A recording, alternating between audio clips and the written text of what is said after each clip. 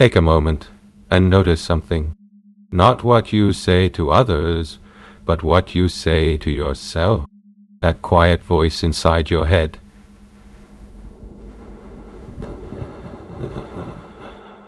Plans evaluates, questions, criticizes, or sometimes reassures you. Most people barely notice it, yet this inner dialogue has a profound impact on how you feel, how you act, and ultimately how your life unfolds. You may have already experienced moments when thinking feels like a conversation. You weigh options, ask yourself questions, and respond internally. Sometimes it's obvious, sometimes it happens completely unnoticed. People often pause, look slightly away, as if checking inside, before answering even a simple question, as if they are consulting an internal advisor. This process is happening constantly, whether you are aware of it or not. How you speak shapes how you feel. The important part is not that this dialogue exists. It's what kind of dialogue it is. If your internal voice constantly tells you that you're not good enough, that you will fail, or that you've already messed things up, your body responds accordingly. Tension builds. Doubt grows. Stress becomes familiar. And then it's no surprise that things don't work out the way you want.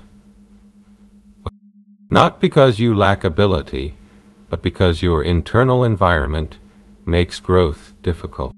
On the other hand, when you begin to notice how you speak to yourself and gradually shift that language, your internal state starts to change. Words are not just words. They trigger feelings, images, and physical reactions.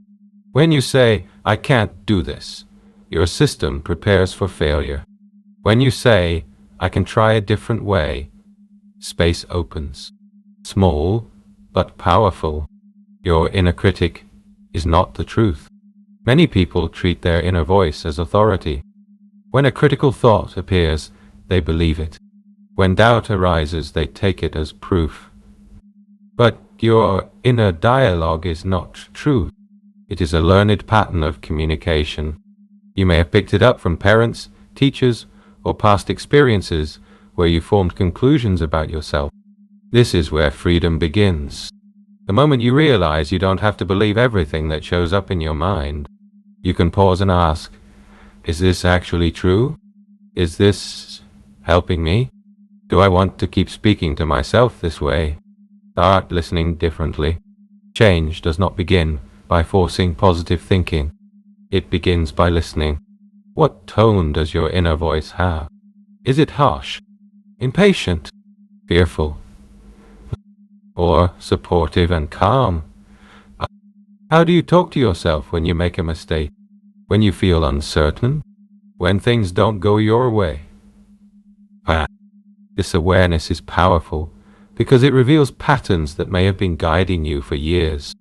And once you see them, you can begin to shift them, not by fighting them, but by choosing a different way to communicate with yourself. Change the questions you ask. Your inner dialogue often operates through questions. Why am I like this? Why can't I do it? What if I fail? These questions lead your mind into stress, shame, and limitation, and your mind will always try to answer them, even if the answers hurt you. Try different questions. What do I need right now? How can I support myself? What is one small step I can take? How would I speak to myself if I were on my own side? These questions create space instead of pressure. They move you toward solutions instead of deeper into the problem. Your language becomes your identity. If you keep saying, "I'm a nervous person," you start to believe it. If you repeat, "I always mess things up," your mind begins to filter reality to confirm it.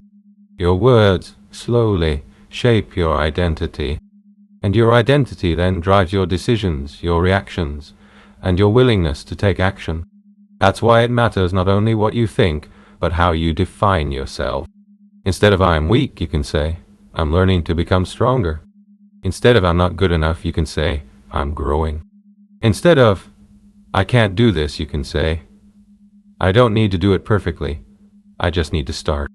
Inner kindness changes everything. You might fear that if you're not hard on yourself, nothing will get done. But harshness rarely creates real strength. It creates pressure, fear, and exhaustion. Kindness does not mean passivity. It creates safety. And when you feel safe inside, growth becomes natural. Inner kindness means you stop being your own enemy. It doesn't mean excusing everything. It means you stop attacking yourself for being human. And from that place, real change can begin. Start today, one thought at a time. You don't need to change everything at once. Start with one moment. Notice one sentence you say to yourself today. Pause, breathe, and ask if you really want to keep using it. If not, choose a sentence that is more honest, more supportive, and more useful. Because the way you speak to yourself becomes the way you experience your life. And when you change your inner language, you begin to change your inner world. And from there, your outer world starts to respond differently as well.